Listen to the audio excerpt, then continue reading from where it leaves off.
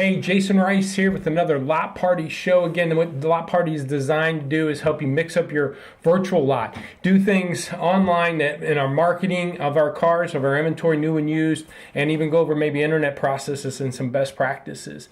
And one of the things that we try to do on this show is encourage dealers to send in their plates. I like to feature a dealership up here behind me each week. And that one right there is Capital Nissan. It's actually out in Topeka, Capital City Nissan. And actually what happened with that store is they were at one of the dealerships, our first dealership I purchased the vehicle from after leaving dealership. So essentially I was on the retail end for over 8 years, almost 9 years.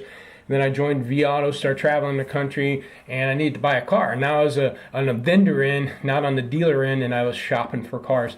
And they did a phenomenal job on presentation of the vehicle that they had online, made it quick, easy for me to purchase that vehicle. And that put me in a whole new perspective and put me in the customer's shoes on how consumers shop and what they look for online. And again, they're probably a good hour and a half away from me. And so, being able to trust how they presented that vehicle online and then actually take the time to go purchase that vehicle from them. They made it quick, easy. So I want to shout out to them. Now on this show, last week, I've been going over some best practices of inventory management. Last week I went over the key metrics on how to measure your marketing on your used cars. And so this week I want to talk about stocking and what metrics you want to measure maybe week after week and what's important on keeping track of. There's tons of things you should be tracking, tons of things you should be doing to approach stocking your inventory. But one of the questions I want to throw out there is, what's more important? Stocking of that inventory, getting the right cars, the right mix, the right trades, and so forth, or is marketing more important? I believe marketing is more important. That's why I went over it yesterday. You may not agree with me, but great marketing can sell any bad car.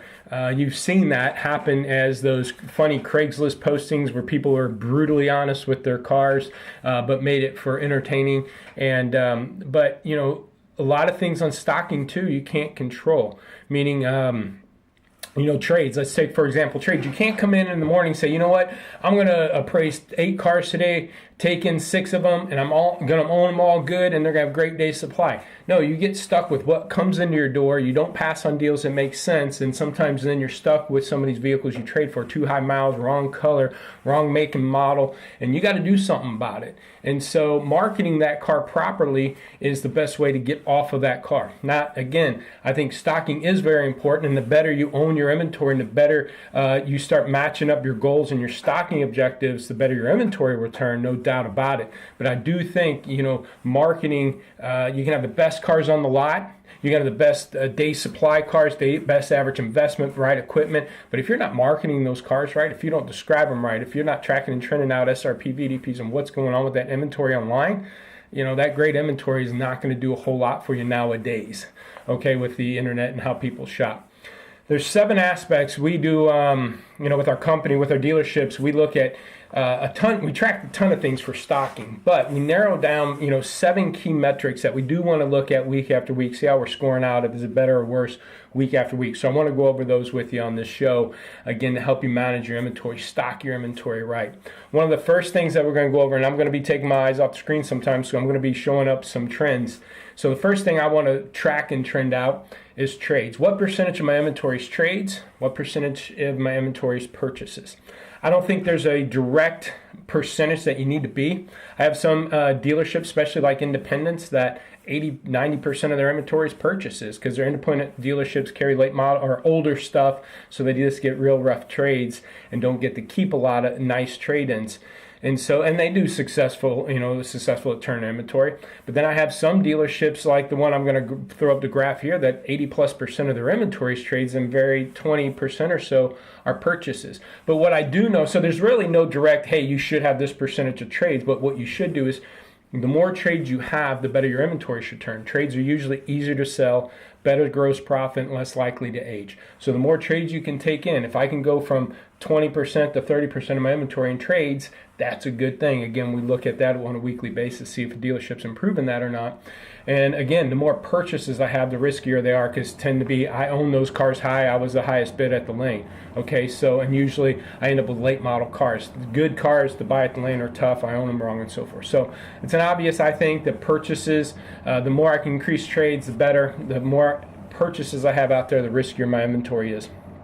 Another way to look at your inventory and stocking purposes, and I'm going to talk first about franchise dealerships, is the make mix of your inventory. Okay, so if you're a franchise dealer, I do think you want about 50% of your inventory to be your franchise type, 45 to 55% range.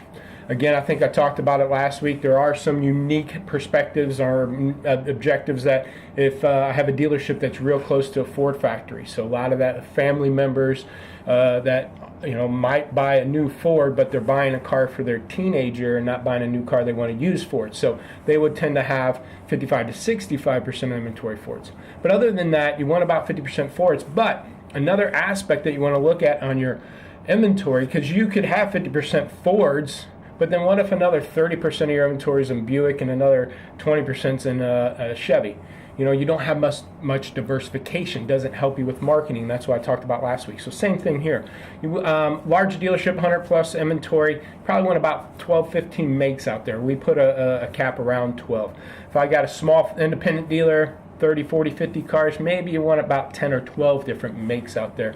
Again, to get your diversification for search results, and again, it's a good stocking, spread your wings on trying other makes and models that might work in the market. So another thing you want to look at in stocking, break the inventory down by segment: car, truck, van, SUV. Okay, we look at the last 45 days of what sold, what percentage of your sales are going out in those segments. So for an example, I'm going to pull up a graph here.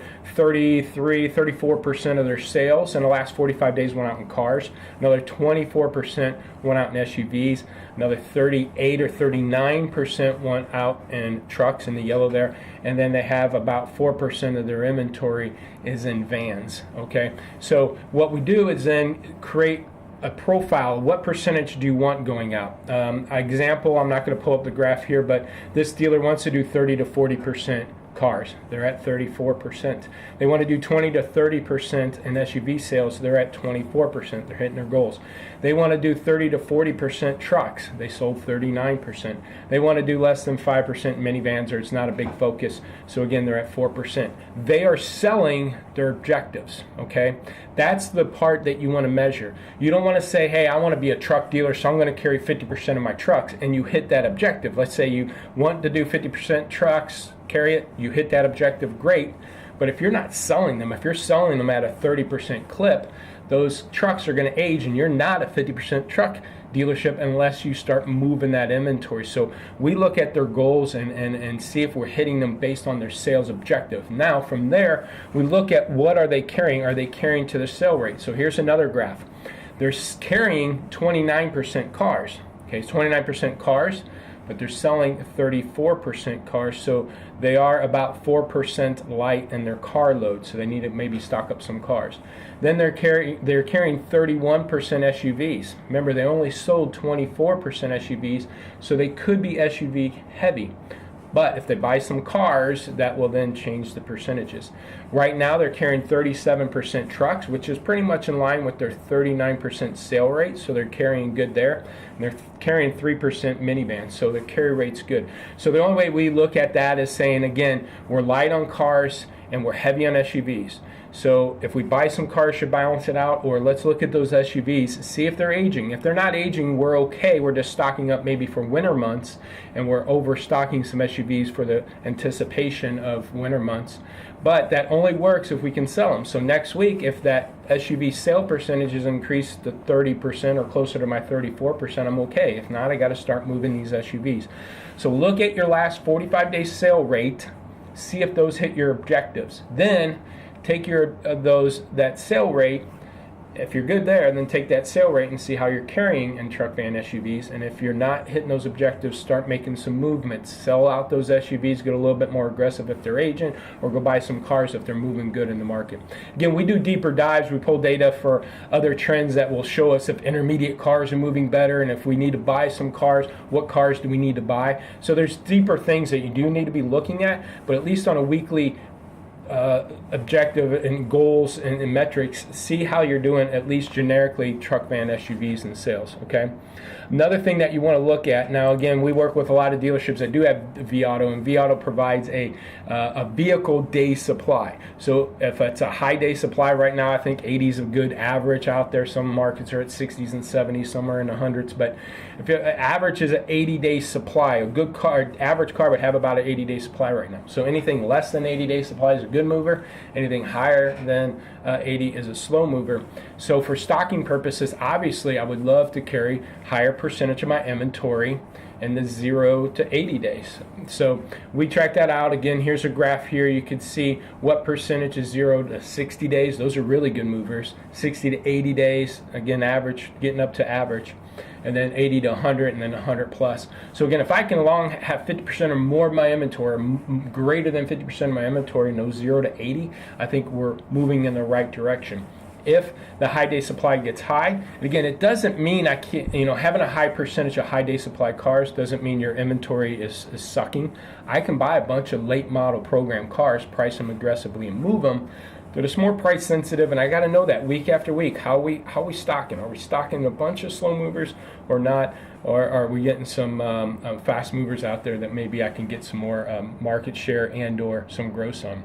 Another thing I think is real important is your average investment. Average investment is huge to marketing your cars, but it's also huge to inventory efficiency, meaning how many units you selling on the dollars you're carrying, and your average ROI. What's your gross that you're making on your front end gross of your used car inventory compared to your total investment? So I would look at what's my average investment dollars. You can see on this dealership their average is around 15.7.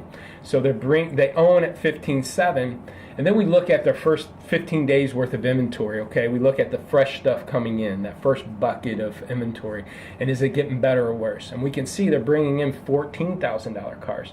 So if my average investment is high to my goal, this dealership's goal is around 16 grand, so they're at 15.7, and they're bringing in cheaper stuff, it's getting better. Well, what if my goal is 18 grand, and I happen to be a little bit high at 19 grand average investment, and I'm bringing in $20,000 in my first bucket? I'm making the situation worse. We need to know that. Again, it could be trades that I'm doing that's causing that, and I can't control it, but we got to do something maybe to price those cars aggressively, get them moving. So track out average investment, huge.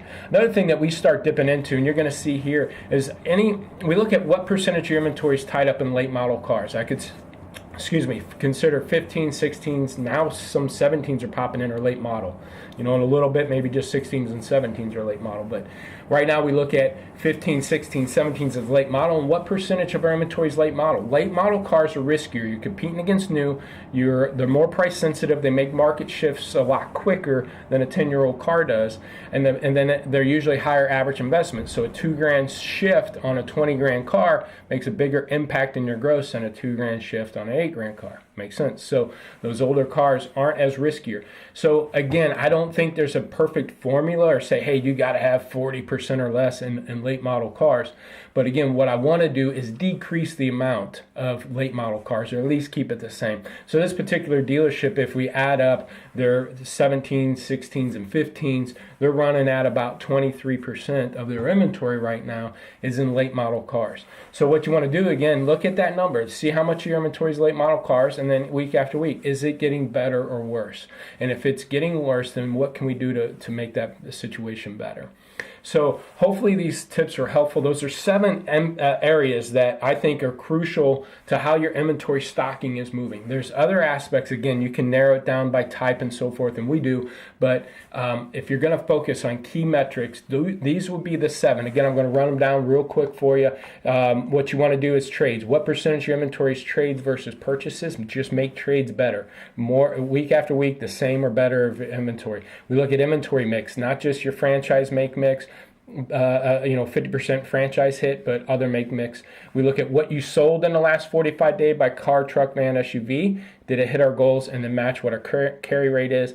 And then we look at day supply, what percentage. We want 50% or better in good movers, 0 to 80 day supply type cars. Average investment, what is our average? Is it hitting our goal? And then our first bucket, is it getting better or worse? So I know what's coming down the pipe. And then year mix. Don't get your inventory tied up in a bunch of late models. I have some dealers that only have 23% like this. Some dealers have 46% in late models.